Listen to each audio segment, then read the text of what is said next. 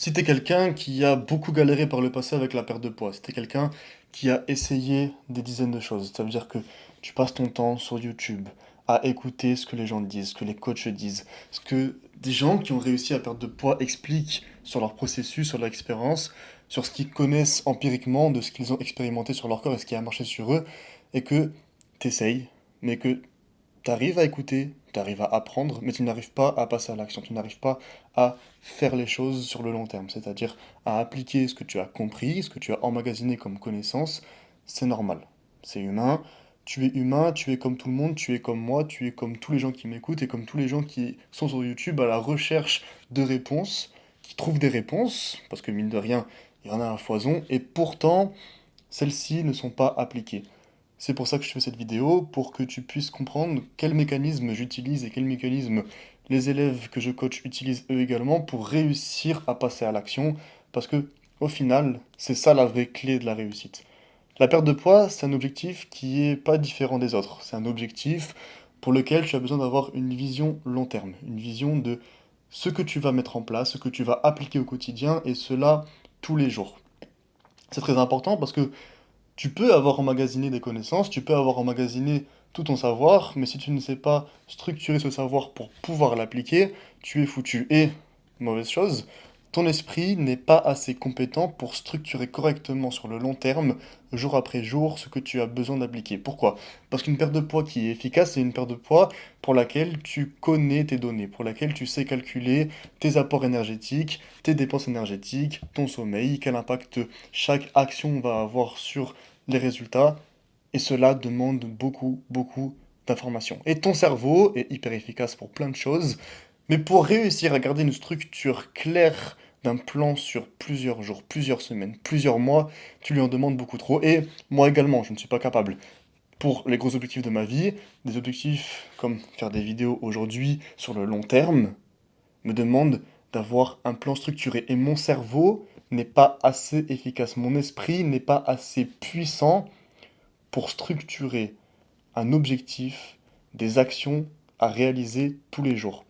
Donc oui, si là tu m'écoutes et que tu te rends compte qu'en effet tu n'as pas de plan à l'écrit de exactement ce que tu dois manger, combien, quel aliment, quand, à quel moment, combien est-ce que tu te dépenses, avec quelle activité, quel sport, quel temps tu passes dehors, ton sommeil, comment est-ce que celui-ci est réglé, quand tu as une bonne nuit, l'impact que ça a le lendemain. Quand tu as une mauvaise nuit, l'impact que ça a sur tes décisions alimentaires le lendemain.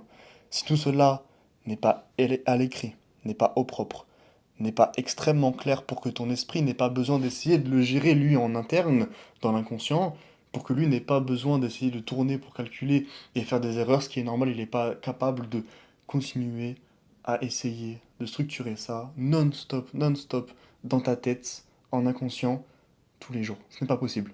Il a besoin que tu lui allèges le travail, donc c'est un effort à faire, mais c'est un effort qui paye, c'est un effort pour lequel tu vas recevoir les fruits de ton travail très rapidement. Cet effort-là, c'est donc que toutes ces heures que tu as passées à emmagasiner des connaissances sur YouTube, qui sont extrêmement importantes, qui sont la clé de ta réussite au final, toutes ces heures-là t'ont appris comment faire. Parce que des gens ont fait, des gens ont expliqué ce qui a marché sur eux, t'en as pris des bribes et t'as essayé peut-être. Donc tu sais quoi faire. Maintenant, ce que tu n'arrives pas à faire, c'est de continuer à le faire. C'est de continuer à appliquer après plusieurs semaines. C'est très compliqué. Sachant qu'en plus, la perte de poids, ce n'est que de l'adaptation. C'est ton corps qui s'adapte à ce que tu lui fais endurer. Et tu as intérêt donc à chaque semaine évoluer ce qu'il a besoin d'emmagasiner, ce qu'il a besoin de réagir. Donc c'est extrêmement important d'avoir un plan structuré. Donc tout ce que tu as emmagasiné comme information, tu vas obligatoirement, je dis bien obligatoirement, l'avoir au propre, l'avoir de façon très claire devant tes yeux, pour que tous les jours ton cerveau n'ait pas besoin de chercher à comprendre, à calculer, à anticiper. Tout est là, tout est clair. Donc qu'est-ce qu'il va y avoir besoin d'anticiper? Premièrement, il va y avoir besoin des bases. Les bases, c'est comprendre ce qui a le plus d'impact sur ton corps et comprendre comment adhérer à la perte de poids. Comment adhérer, c'est trouver des choses que tu aimes faire. Exemple, l'alimentation. Si tu n'aimes pas manger un aliment mais qui est efficace pour la perte de poids, c'est très bien, c'est bien beau sur le papier, Mais dans la réalité des choses, tu vas obligatoirement abandonner. Tu ne vas pas adhérer, tu n'aimes pas manger ça, tu ne vas pas du jour au lendemain aimer manger ça, et donc ça va durer le temps que ça dure, et tu vas abandonner, tu n'arriveras pas à ton objectif, ce qui est normal. Donc, trouver, premièrement, les actions que tu aimes pour pouvoir adhérer. Deuxièmement, ça va être donc les bases, le sommeil. Avoir un plan clair de qu'est-ce qui impacte le plus ton sommeil chez toi. La liste, elle est longue, hein. Soit au niveau du cycle circadien, de la lumière, de l'alimentation. Tout ce que tu fais dans la journée va impacter ton sommeil et ton sommeil impacte directement ta perte de poids le lendemain. Les bases, c'est le sommeil. Est-ce que tu suis ton sommeil? Est-ce que tu as une alarme tous les soirs, 1 heure avant de te coucher, ou à l'heure où tu dois... Enfin bref. Est-ce que c'est réglé? Est-ce que tu as mis en place des choses? Si oui, tu es sur le bon chemin, bravo. Sinon, il faut s'y mettre. Ensuite, tu as l'activité. Est-ce que ton corps est en mouvement tous les jours? Est-ce que tu sais quel mouvement tu as fait tous les jours? Est-ce que quand tu arrives le soir et que tu rentres du taf ou je sais pas, qu'est-ce que tu fais la journée, tu as exactement une idée précise de ce que tu as fait dans la journée comme activité, peut-être ce qu'il te manque, pour pouvoir réussir à atteindre à la fin de ta journée, le soir quand tu vas te coucher, ton total de dépenses. Si tu ne sais pas combien tu as fait, tu ne peux pas savoir combien il te manque.